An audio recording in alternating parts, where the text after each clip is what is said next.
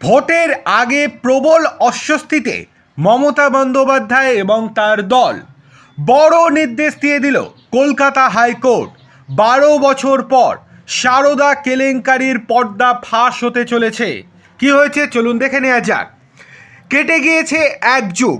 এতদিন পর সারদা কেলেঙ্কারিতে রাজ্যের গঠিত বিচারপতি শ্যামল সেন কমিশনের আর্থিক হিসেব নিকেশ সহ যাবতীয় রিপোর্ট প্রকাশ্যে আনার কড়া নির্দেশ দিল হাইকোর্ট।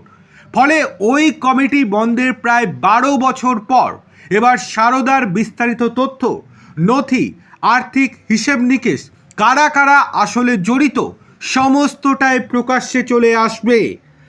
বছর 13 আগে সারদা কেলেঙ্কারিকে ঘিরে রাজ্য জুড়ে শোরগোল পড়েছিল। সারদা কেলেঙ্কারির তদন্ত ও আমানতকারীদের টাকা ফেরতের জন্য রাজ্য সরকার 2013 সালে অবসরপ্রাপ্ত বিচারপতি শ্যামল সেনের নেতৃত্বে একটি কমিশন গঠন করে। ওই কমিশন রাজ্যের ঘোষিত 500 কোটি তহবিল থেকে প্রায় 225 কোটি টাকা ফেরত দেয় আমানতকারীদের। সেই কমিশন রাজ্য বন্ধ করার পর তহবিলে থাকা টাকা এবং যাবতীয় হিসেব নিকেশ রাজ্যের কাছে পাঠিয়ে দেয় কমিশন। তার প্রতিলিপি জমা পড়ে কলকাতা হাইকোর্টের কাছেও। তারপর আর সেই রিপোর্ট প্রকাশ্যে আনেনি হাইকোর্ট।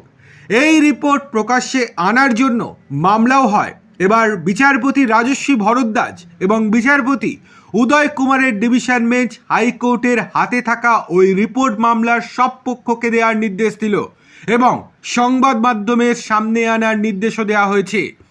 হাইকোর্টের ওই নির্দেশ দিয়ে আমানতকারীদের আইনজীবী সুভাষিস চক্রবর্তী এবং অরিন্দম দাস বলেন, এতদিনে ওই রিপোর্ট প্রকাশ্যে এলে সারদা সংক্রান্ত শ্যামল সেন কমিশনের যাবতীয় বক্তব্য, পর্যবেক্ষণ এবং সুপারিশ প্রকাশ্যে আসবে। কারা কারা আসলে মূল মাথা সেটাও সামনে চলে আসবে। সেই ক্ষেত্রে নতুন করে এই রিপোর্ট নিয়ে অগ্রসর হওয়া যাবে। এইদিকে চিটফান্ডের মামলাগুলিতে সিবিআই ও ইডির আইনজীবী না থাকা নিয়ে এই দিন ডিভিশন বেঞ্চ ক্ষোভ প্রকাশ করে। বিচারপতি ভরদ্বাজের ক্ষোভ, চিটফান্ডের যাবতীয় কোম্পানির তদন্ত এই দুই সংস্থার হাতে, যাবতীয় হিসেবের নথিও এই দুই সংস্থার কাছে। অথচ আমি লক্ষ্য করছি 90% চিটফান্ডের মামলায় এই দুই এজেন্সির আইনজীবী গড় হাজির থাকছেন। কেন্দ্রের এক আইনজীবীকে সতর্ক করে বিচারপতিদের নির্দেশ, এই গড় হাজিরা নিয়ে এএসসিকে জানান। এএসসি মানে অ্যাডিশনাল সলিসিটর জেনারেল। এরপর এইভাবে চললে আদালত পদক্ষেপ করতে বাধ্য হবে। আপনারা কি চান? দোষীরা কি আদৌ শাস্তি পাক, নাকি একেবারেই পাবে না? ওনারা কি বহাল তবিয়াতে ঘুরে বেড়াবে? প্রশ্ন করেন বিচারপতি। এই দিকে ভোটের আগে শ্যামল সেন কমিশনের রিপোর্ট প্রকাশ্যে এলে তার কি প্রভাব পড়তে পারে তা নিয়ে রাজনৈতিক মহলে জল্পনা কিন্তু তুঙ্গে।